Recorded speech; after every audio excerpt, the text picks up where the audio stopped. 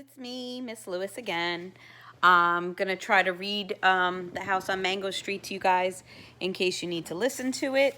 All right, so this is what the book looks like. And you guys have a bunch of questions and things like that. I'm only going to assign a few pages each day. So really, you should be able to read this novel on your own. I've taught it before. It's interesting. So, all right. So the first chapter says The House on Mango Street. I'm actually going to flip it so you could see the words just in case. All right.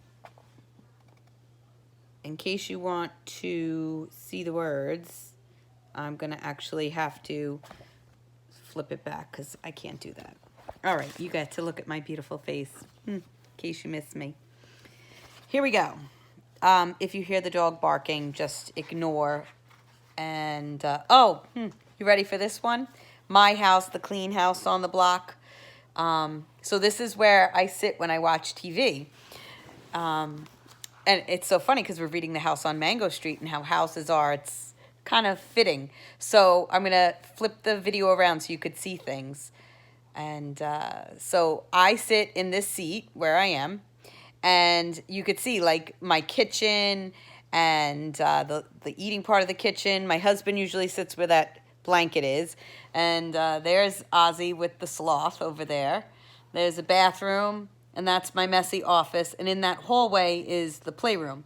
So this is where the TV is. So last night I am sitting here, and you will not believe what I see run through the kitchen.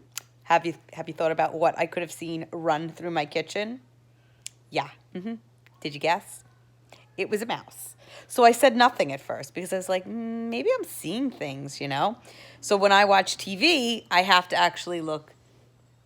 You can't see. I have to look that way. So I kind of like sit on an angle. So whatever. So I'm sitting here. I'm watching TV with Angelo and Nicolette. And I see this little brown mouse. And I'm like, nah, it's in my head, right? So then all of a sudden, I see him again.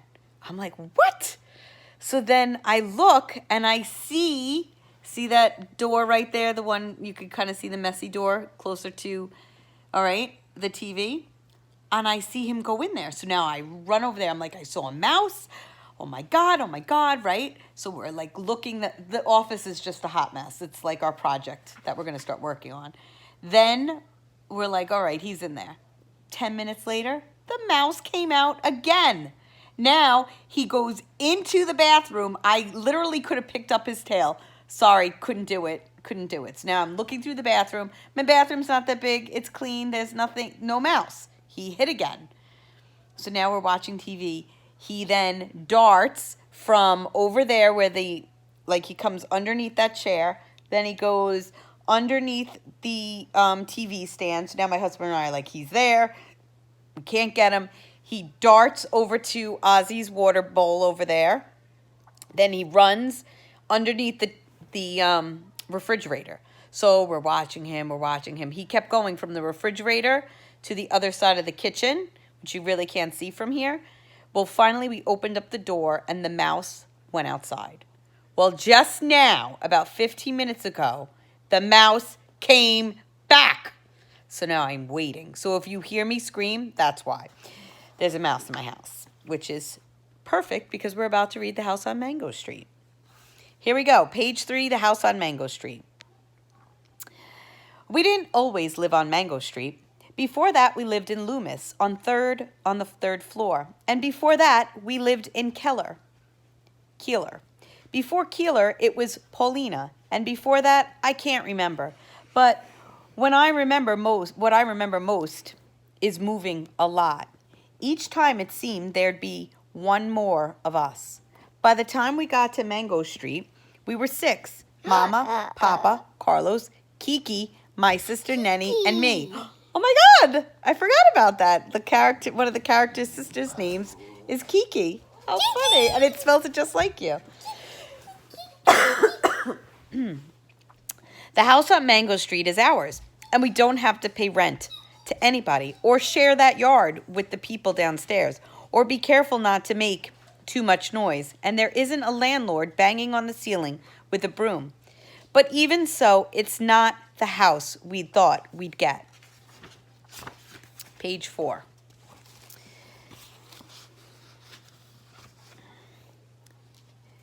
We had to leave that flat in Loomis quick. The water pipes broke and the landlord wouldn't fix them because the house was too old.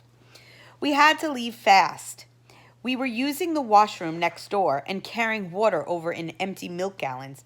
That's why Mama and Papa looked for a house. And that's why we moved into the house on Mango Street, far away on the other side of town. They always told us that one day we would move into a house, a real house that would be ours for always, so we wouldn't have to move each year. And our house would have running water and pipes that worked. And inside it would have real stairs, no hallway stairs, but stairs inside the house on TV.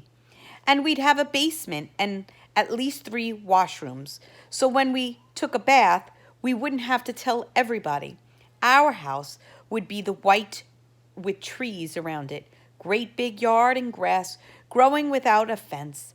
This was the house Papa talked about when he held a lottery ticket, and this was the house Mama dreamed up in stories she told us before we went to bed.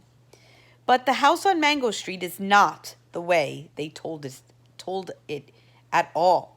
It's small and red with tight steps in front and a window so small you'd think they were holding their breath.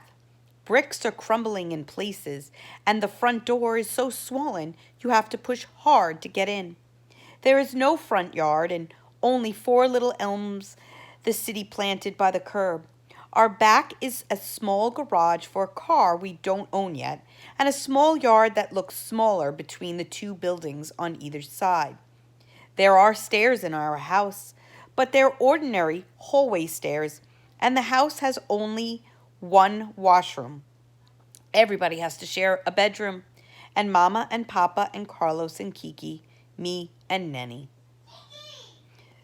Once, when we were living on Loomis, a nun from a school passed by and saw me playing out front. The laundromat downstairs had been boarded up because it had been robbed 2 days before, and the owner had painted on the wood, "Yes, we're open," so as not to lose business. "Where do you live?" she asked. "There," I said, pointing up to the 3rd floor. "You live there?" "There." I had to look to where she pointed. The 3rd floor, the painted peeling wooden bars. Papa had nailed the wood windows so we wouldn't fall out. "You live there?" The way she said it made me feel like nothing. "There I lived." "There," I nodded. And I knew then I had to have a house, a real house, one I could point to. But this isn't it. The house on Mango Street isn't it. For the time being, Mama says temporary, says Papa, but I know how those things go.